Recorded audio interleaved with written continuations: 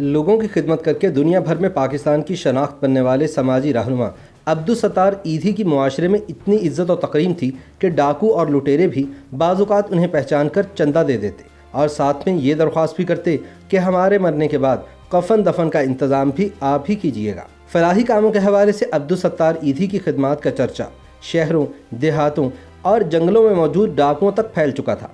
لوگ ایدھی کو ان کے بے لوث خدمت کے جذبے کی وجہ سے نہ صرف چاہتے تھے بلکہ ان کی تعظیم بھی کیا کرتے تھے۔ عبدالستار ایدھی کی جانب سے عوام کی بے لوث خدمت کی داستان کا آغاز دوسری عالمی جنگ میں استعمال ہونے والی ایک کھٹارہ ایمبولینس سے ہوا تھا۔ ایدھی کا تعلق بانٹوا میمن کمیونٹی سے تھا۔ وہ قیام پاکستان کے بعد انڈین گجرات سے نقل مکانی کر کے کراچی آ گئے تھے۔ ان کی وفاشوار اہلیہ بلقیس بانو ایدھی کے مطابق پاکستان آنے کے بعد ابتدا میں ایدھی صاحب شادی کی تقریبات میں برتن دھونے جاتے، دودھ اور اخبار فروخت کرتے اور اس سے جو بھی آمدن ہوتی وہ چھوٹی موٹی فلاحی سرگرمیوں پر لگا دیتے۔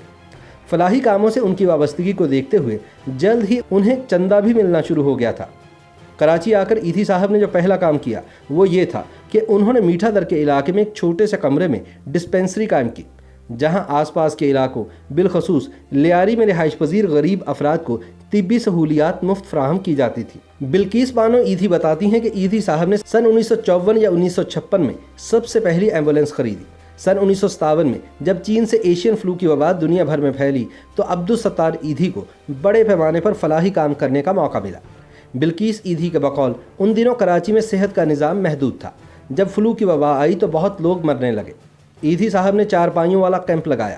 وہ مریضوں کو گھروں سے لاتے تھے اور سول اسپتال میں جو ڈاکٹر اور عملہ زیر تربیت تھا ان کے پاس جا کر انہیں ساتھ اپنے کیمپ لے آتے اور مریضوں کی ابتدائی طبی امداد کا بندوبست کرتے۔ تب ایدھی نے کراچی شہر میں 17 کے قریب کیمپس لگائے تھے جہاں حکومت کی مدد سے لوگوں کی ویکسینیشن کی جاتی تھی، اور اس کے بعد عبدالستار ایدھی کا کام بڑھتا ہی چلا گیا۔ بلقیس ایدھی کے مطابق ابتدا میں ایدھی صاحب کے پاس بس ایک ہی ایمبولینس تھی، لیکن بعد میں ان کی لگن اور جنون بڑھتا گیا۔ لوگوں نے ان کی مدد کرنا شروع کی اور کچھ ہی عرصے میں ایمبولینسوں کی تعداد بڑھنا شروع ہو گئی اور آج ایدھی کی 1500 کے لگ بھگ ایمبولینسز ہیں۔ بلقیس ایدھی بتاتی ہیں کہ اس وقت ان کے پاس کئی بے اولاد جوڑوں کی درخواستیں موجود ہیں جو لاوارث بچوں کو گود لینا چاہتے ہیں، مگر اب ایسے افراد کو دینے کے لیے ان کے پاس بچے ہیں ہی نہیں۔ ایدھی کے جھولا پروجیکٹ کے بارے میں بلقیس ایدھی کا کہنا ہے کہ پہلے کچرے کے ڈھیروں سے روزانہ نومولود بچوں کی لاشیں یا زندہ بچے ملتے تھے۔ اس صورتحال پر ایدھی صاحب رات کو بیٹھ کر مجھ سے مشورہ کرتے تھے۔ وہ پڑھے لکھے نہیں تھے، میں بھی زیادہ پڑھی لکھی نہیں تھی۔ پھر ایک روز انہوں نے کہا کہ ہم جھولے لگائیں گے تاکہ لوگ بچوں کو قتل نہ کریں اور نہ ہی انہیں پھینکیں۔ لہٰذا ہم نے اپنے سینٹروں کے باہر جھولے لگائے اور لوگوں سے کہا کہ وہ بچوں کو اس میں ڈال دیں، آپ سے کوئی سوال نہیں پوچھے گا۔ بلقیس ایدھی بتاتی ہیں کہ ہمارے اس اقدام کی علماء نے بہت مخالفت کی اور ہمیں جہنمی قرار دے دیا۔ مولوی حضرات ایدھی سے کہا کرتے تھے کہ تم دوزخ میں جاؤ گے۔ انہوں نے ہمیں کافر قرار دینے کے فتوے بھی دیے، لیکن ایدھی صاحب ڈٹے رہے اور ان کا ملا حضرات کو یہی کہنا تھا کہ مجھے تمہاری والی جنت میں نہیں جانا۔ بلقیس ایدھی کہتی ہیں کہ ان کے شوہر کی معاشرے میں اتنی عزت تھی کہ کئی مرتبہ ان کا ڈاکوؤں سے پالا پڑا تو انہوں نے پہچاننے کے بعد ایدھی صاحب سے نہ صرف معافی مانگی بلکہ ان کو چندہ بھی دیا۔ انہوں نے بتایا کہ ایک روز رات کے وقت وہ ٹی بی سے مرنے والی ایک نوجوان لڑکی کی لاش لے کر سانگڑ جا رہے تھے کہ راستے میں گھوڑوں پر سوار ڈاکو نے روک لیا۔ ڈاکوؤں کا ارادہ لڑکی کے لواحقین کو لوٹنے کا تھا، تاہم ایدھی صاحب کے ساتھ گفتگو کے بعد جب انہیں پتہ چلا کہ وہ کس شخص کو روکے کھڑے ہیں تو انہوں نے نہ صرف ان سے معافی مانگی بلکہ ان کو چندہ بھی دیا۔ ڈاکو نے کہا کہ جب ہم مر جائیں گے تو ہمارے ماں باپ بھی ہماری لاشیں لینے نہیں آئیں گے، لیکن ہمیں یقین ہے کہ آپ ہماری لاشوں کو لینے آئیں گے اور دفنائیں گے۔ بلقیس ایدھی کے بقول نوری آباد ٹی وی سینٹر میں ایدھی صاحب نے اپنی زندگی میں ہی 2 قبروں کی جگہ کی نشاندہی کر دی تھی تاکہ مرنے کے بعد میں اور وہ اسی جگہ دفن ہوں۔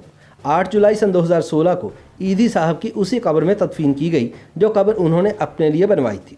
خیال رہے کہ بلقیس ایدھی نے عبدالستار ایدھی کی میٹھا در میں قائم ڈسپینسری میں بطور زیر تربیت نرس اپنی خدمات کا آغاز کیا تھا۔ عبدالستار ایدھی نے انہیں شادی کی پیشکش کی تو بلقیس بانو نے ہاں کر دی۔ بلقیس بتاتی ہیں کہ ایدھی صاحب اور میری عمر میں کافی فرق تھا۔ کئی لڑکیوں نے منع کر دیا تھا کہ ان کی داڑھی ہے، لیکن جب میری والدہ نے مجھ سے پوچھا کہ کیا تم عبدالستار ایدھی سے شادی کرنا چاہتی ہو تو میں نے ہاں کر دی۔ بلقیس بانو کہتی ہیں کہ شادی کے بعد میں اکثر لڑتی جھگڑتی تھی کیونکہ ایدھی صاحب نے کبھی نارمل گھریلو زندگی نہیں اپنائی، اپنا گھر لے کر نہیں دیا۔ میں ان کے پاس رہتی تو ہمارے بچے میری والدہ کے گھر رہتے تھے۔ میرے 3 بچے ہوئے تو انہوں نے وہیں ٹی بی وارڈ کھول لیا۔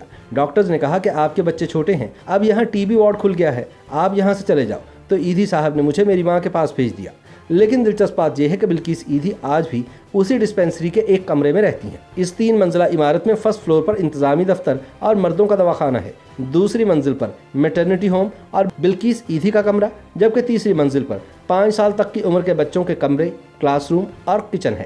بلقیس بانو کی خواہش اور تقاضے کے باوجود عبدالستار ایدھی نے انہیں ذاتی گھر نہیں دلوایا، تاہم وہ ایدھی سے منسوب ہونے کو اپنے لیے باعث فخر قرار دیتی ہیں۔